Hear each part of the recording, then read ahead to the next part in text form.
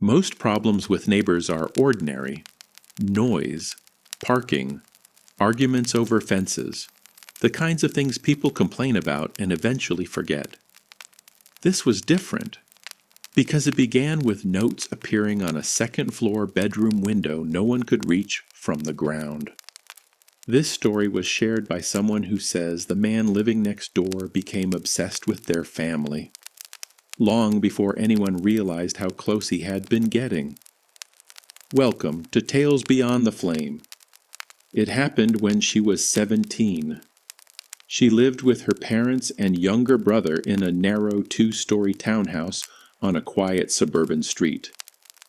Their homes were close together, small side paths, shared fence lines, bedroom windows facing one another across only a few meters of space. The man next door moved in during early spring, late 40s, lived alone, polite at first. He introduced himself while unloading boxes, smiled often, talked too long, asked small personal questions people usually avoid with strangers. How long had they lived there? What times everyone worked? Whether the children were still in school? Her father answered briefly and went inside. Nothing serious, just enough to feel strange. For the first month, there were no incidents. Then she woke one morning and found a sticky note pressed to the outside of her bedroom window. It read, "You were awake late." She froze. The note was attached to the exterior glass of a second-floor window. No balcony, no ledge, no easy access. Her father removed it and assumed someone had thrown it upward as a prank. That explanation lasted until 2 nights later. Another note.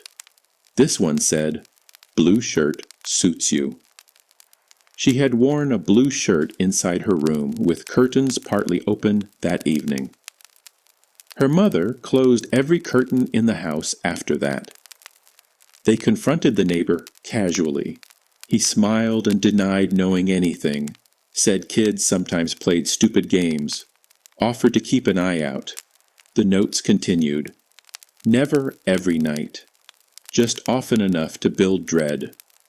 You sing when alone. Your brother snores. Your mother leaves at 7:40.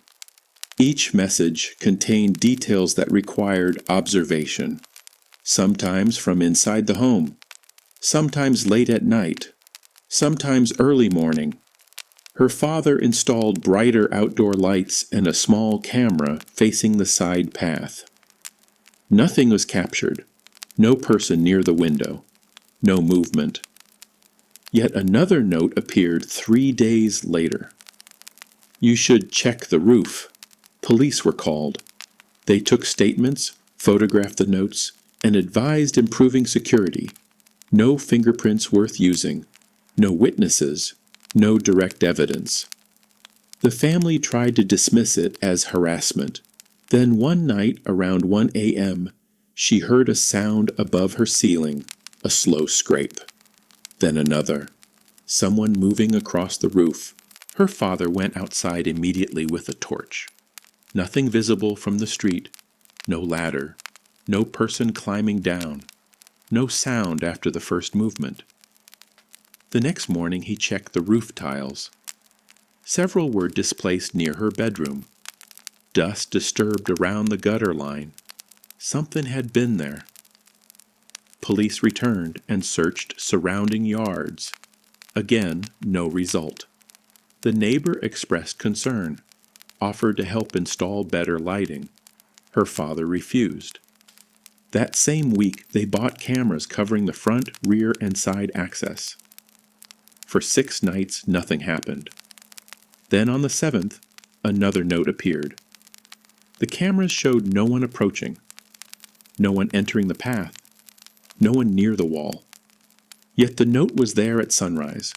It read, "Wrong angle." Her father reviewed footage repeatedly. At 2:14 a.m., one camera glitched for 11 seconds, static distortion, then returned. No visible person, no clue. He became convinced someone was entering from above. A security company inspected the property and found scuff marks along the narrow fence tops between houses. Possible climbing route? Possible, not proof. The family began sleeping downstairs. Curtains remained shut constantly. Then her younger brother mentioned seeing the neighbor on the roof through his window 2 weeks earlier. He thought it was a dream.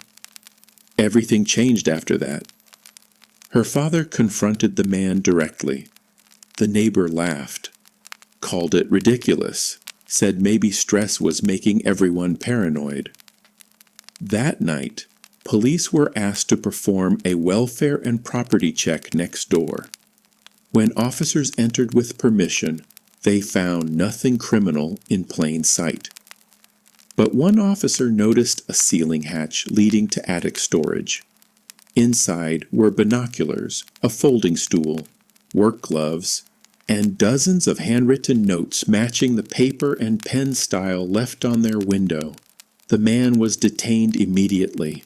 Further search uncovered photographs taken through gaps in curtains and from elevated angles, some from his own upstairs window, others apparently from roof level. He had been crossing roofs at night using a lightweight ladder hidden in his garage and moving along connected gutters. He later admitted to leaving notes because he enjoyed watching reactions. He claimed he never intended physical harm. No one believed that. The family moved soon after. Even though he was gone, they said the house never felt normal again. Years later, she still checks upper windows first when entering a room at night. People ask what scared her most. The notes, the roof sounds, the hidden photographs. She says it was one line written on the back of a photo police returned later, a sentence he had never delivered. It said, "You only lock the doors below me," because that meant while they were checking windows and fences, he already understood the real way in. Before tonight's story ends, I want to hear from you. If you enjoyed this video and want more dark mysteries, creepy encounters, and unsettling stories like this one, make sure to subscribe so you don't miss the next upload.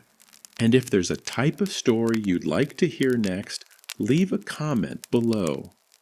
Whether it's true horror, missing person cases, cryptid encounters, park ranger stories, strange rules stories, haunted locations, or something completely different, I read your suggestions. Your comments help shape future videos on this channel. So subscribe, leave your idea below, and I might turn it into the next story told here, Beyond the Flame.